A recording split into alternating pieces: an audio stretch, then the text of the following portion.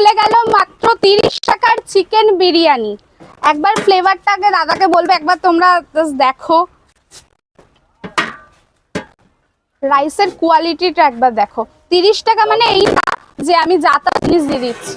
আচ্ছা, বালিতে কোথাও পাওয়া যাবে না?